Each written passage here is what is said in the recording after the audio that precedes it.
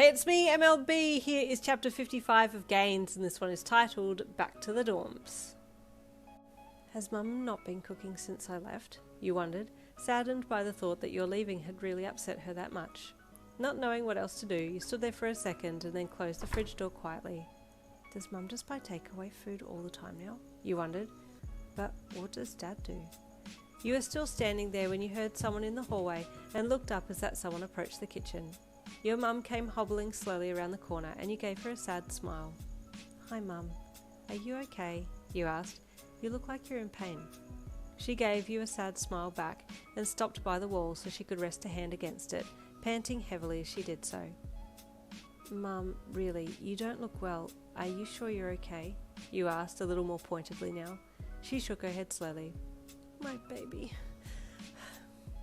I've missed you so much. I don't really have a purpose in life now, she admitted, sudden tears springing into the corners of her eyes. Mum, don't say that, you said softly, walking over to hug her. Don't give up.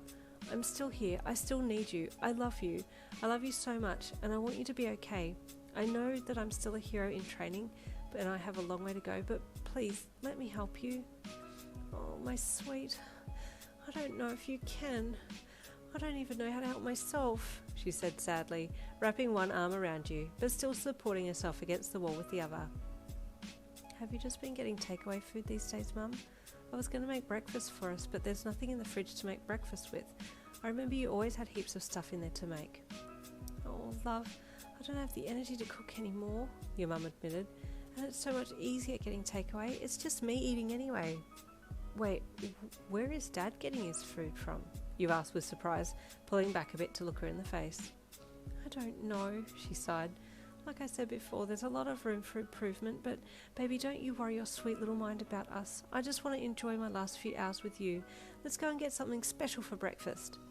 Your stomach didn't really like the idea of more rich food, but your heart did, so you agreed, and then it was you and her back in the car with all your gear, heading off to the breakfast place of choice for your last meal with her before going back to the dorms. Still feeling a little off from the food yesterday, you kind of forced yourself to eat, and then after chatting for a little longer, you and her were back in the car and driving back to school. Oh, it's been so lovely having you home, your mum said with a happy, sad look on her face, reaching across to pat your leg.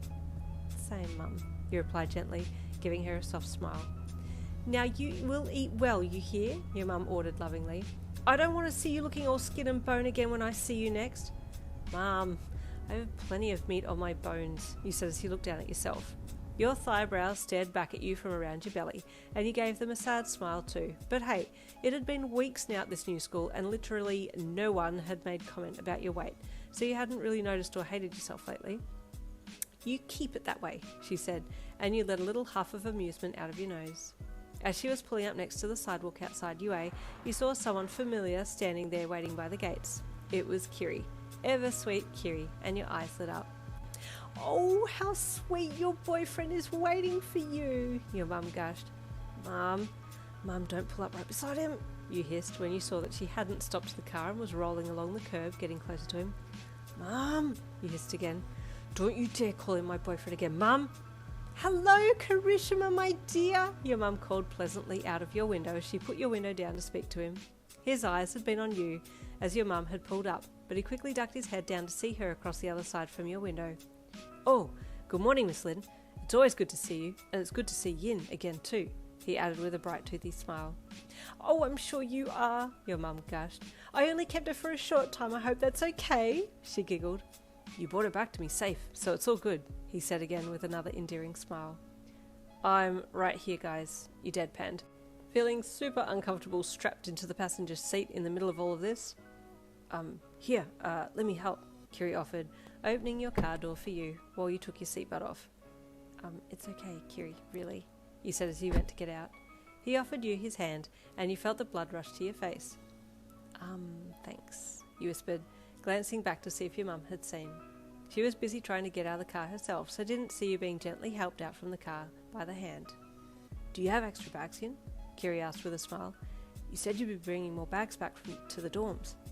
Oh, yeah, you said as you let his hand go. They're in the trunk.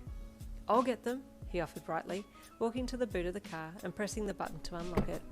With ease, he grabbed the 3 bags that were in there and placed them over his arms. Okay, we're all set, he said with a grin, his biceps bulging out of his shirt as he held the bags in a half bicep curl. Oh, you're so strong, your mum gushed when she saw him holding the bags for you. You had to keep your eye roll in check. Mum was doing too much. Okay, I think I better go, you said softly, and your mum's eyes welled with tears. Mum, I'll come back home, I promise. You promise me that you'll look after yourself, okay? I'll look after myself and you look after yourself, okay? Deal? You stepped over to her and was engulfed in the world's warmest hug. Oh, my girl, you heard her whisper into the top of your head. You hugged her tightly and then stepped back with a sad smile. I'll call you after school, okay? You said, stepping back beside Kiri. Okay. And Kirishima, you look after my girl, yes? Your mum said, wiping her eyes but giving him a cheeky smile. Oh, of course, Miss Lynn. She's my girl too, remember? He replied without skipping a beat. Your soul spun around inside you like a spinning top. How were you supposed to respond to that? You couldn't. It was impossible to reply. So you just hummed with bashful embarrassment and looked down. Guys, I'm about to smash my head into a wall. That was just too cute. Chapter 56 is coming tomorrow. I'll see you then.